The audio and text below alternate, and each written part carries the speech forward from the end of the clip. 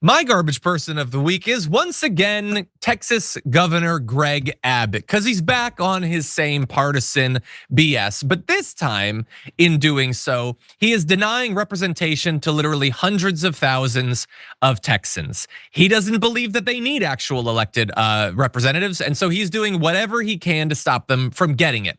You see, in this case, House Democrat Sylvester Turner tragically passed away in the recent past. So had gotten reelected to Congress and then passed away. His seat obviously isn't filled because he passed away, and that means that his constituents, hundreds and hundreds of thousands, don't have representation. Now, Greg Abbott had until the end of last week to call a special election in time for a vote for the 18th congressional district to get a representative to be held on May 3rd, which was the next regularly scheduled election day in the state. Instead, he chose not to act and hasn't even said when he'll call for an election to replace Mr. Turner, who died on March 5th after 2 months in office. So as of May 3rd, you could have had somebody. He didn't want you to. Why? Because he knows that they would elect a Democrat and he doesn't want that. So screw them. Screw his own people. Screw Texans, says Greg Abbott.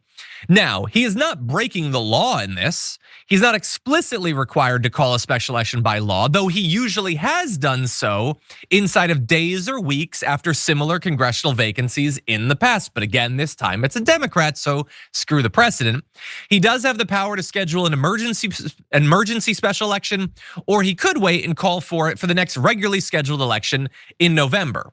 Or maybe he doesn't do any of that. Maybe he just doesn't call for one at all and leaves the seat open until 2026, which would be obviously madness. It's nothing like anything he's done before, but in this case, maybe he wants to.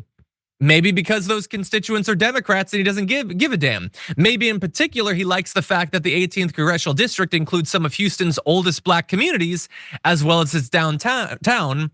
And again, screw those people. They don't deserve representation, particularly in a time when the majority that the Republicans have is so narrow that maybe long term, that one seat could actually make the difference. So screw democracy, screw Texans. He's getting what he wants, which is no new election. What do you think? Those folks should not have to pay any taxes without representation. They should not have to pay into the system in any way. And I'm talking about state and local taxes. I'm talking about sales tax. And basically the entire state is underrepresented on purpose.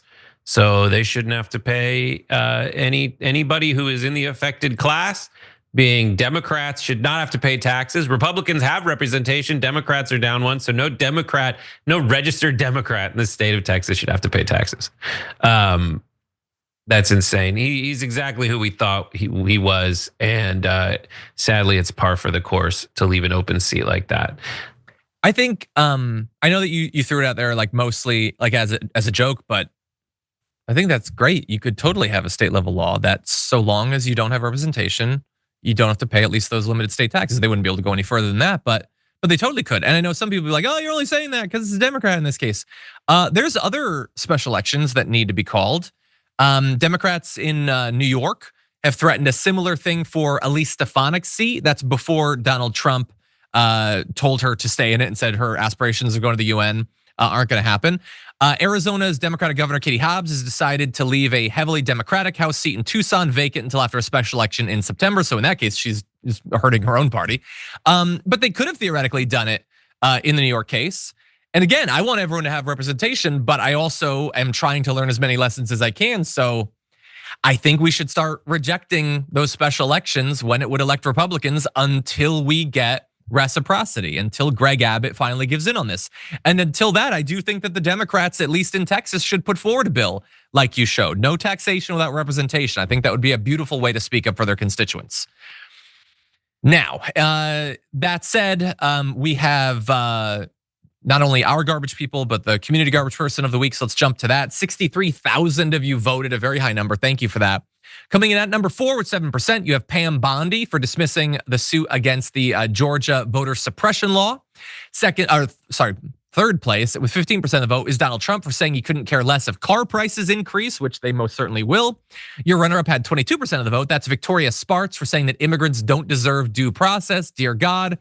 But your winner and your community garbage person of the week had 56% of the vote. That is Elon Musk for trying to buy the Wisconsin Supreme Court seat.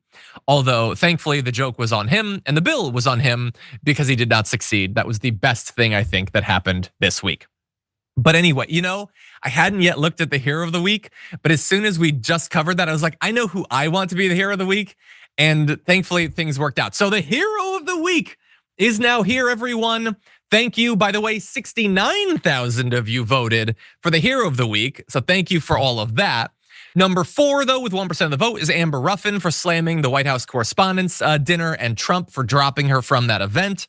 2% went towards Bill Burr for mocking MAGA over their obsession over Snow White.